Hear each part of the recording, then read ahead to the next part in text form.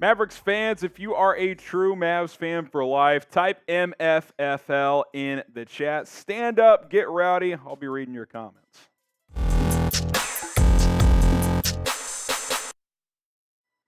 You're watching Mavericks Today. I'm Harrison Graham, and here's what's coming up on the show. Could Dallas trade for Alex Caruso? We react to a trade idea from Bleacher Report.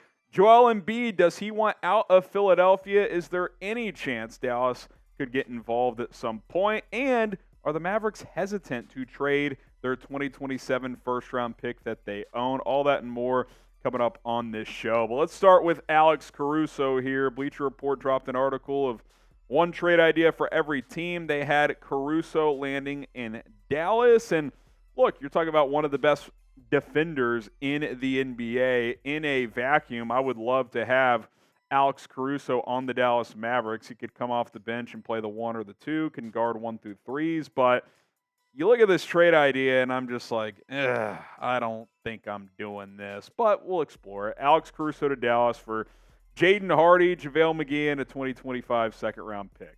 I know McGee's kind of a negative asset, and a second-round pick isn't worth a ton, but got to be honest, I hate this trade. Jaden Hardy has too much potential to trade for Alex Caruso. I can't pull the trigger on that trade, at least right now. Now, could that change in the season if Hardy struggles a bit in his second year and you need to get that more proven, especially defensive-minded guard for a playoff run? Yeah, maybe that could change. But right now, there is no way I'm trading Jaden Hardy in a move for just Alex Caruso. You look at Caruso's numbers, I know he's a defensive-minded guy, but you're talking about a player that in his last 4 years has never reached 7.5 points per game. He's also had some injury concerns, by the way. He's missed a decent amount of time, whereas Jaden Hardy in his first year, not even as a full-time rotation player, averaged 8.8 points per game, which is more points than Caruso's average in any of the past 4 years.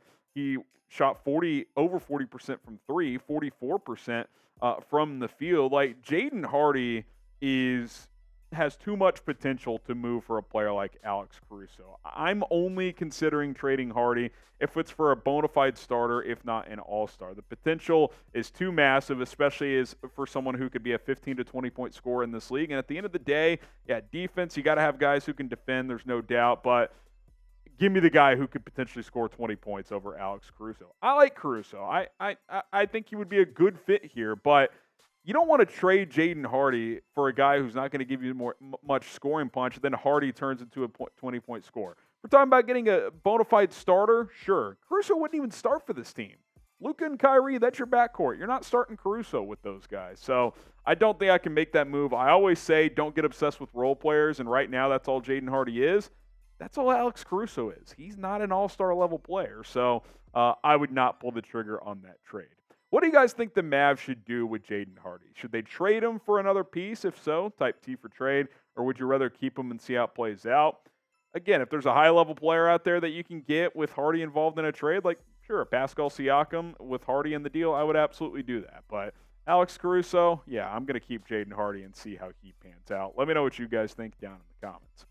Let's talk about Joel Embiid, who made some headlines recently with a quote he made, and kind of hinted at could he potentially leave Philadelphia at some point in time. Here's kind of what he had to say. He said, "I just want to win a championship. I don't know where that's going to be, whether it's in Philly or anywhere else. I just want to have a chance." Now, Embiid kind of defended himself on Twitter.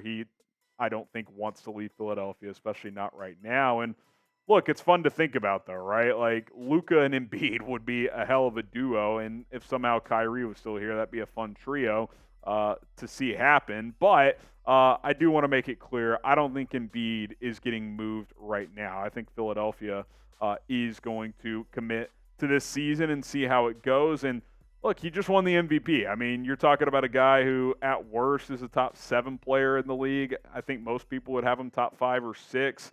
I think Nikola Jokic showed he's the better pure big in this playoff run, but Embiid's great. There's no doubt about it. You don't average 33 and 10 by accident. Like, you're a superstar if you do that. Now, whether it's now or down the road, just in a hypothetical world, does Dallas even have enough ammunition? Well, these are the top assets Dallas has. Jaden Hardy, Josh Green. I think those are decent young assets. Tim Hardaway from a salary filler plus, a guy who can start or come off the bench. Maxi Kleber, one of the most versatile defenders in the NBA, can also catch and shoot three-pointers. You do have that 2027 first-round pick, couple of second-round picks, but let's be honest, that's not enough for Embiid. Like, Kyrie Irving could be in the deal from a asset standpoint, but I think if Philly's trading Embiid, they're not bringing back Kyrie Irving. That doesn't make sense from their standpoint. So even in like an NBA 2K world where you're like, all right, can you make a trade work? I still don't think you could. I think Philadelphia would say no. So I don't think this is that realistic. It's fun to explore because pairing up Embiid, a 30-point scorer at that 5 position with 2 electric guards or even just one and Luka, if Kyrie had to be moved, is fun to think about. But at the end of the day, you don't have the draft compensation or players to make it happen. Now, if you want more Mavericks content, if the Mavericks do make a signing or a trade, we will, of course, explore that. So hit that subscribe button for more videos. Turn on those notifications. That way you are notified exactly when we publish a video here on the channel. Don't miss out. YouTube.com/MavsTV. All right. Are the Mavericks going to keep that 2027 first-round pick? As trade rumors continue to explore, I think this could be a sticking point in some of these potential deals because there is a report from Tim Cato of The Athletic that Dallas is, quote, incredibly cautious to trade that pick. That's what he says here. They're incredibly cautious to trade the 2027 first-round pick, one team source says, which the team could not put typical protections due to the first-rounders, which it owes. Look, this is understandable.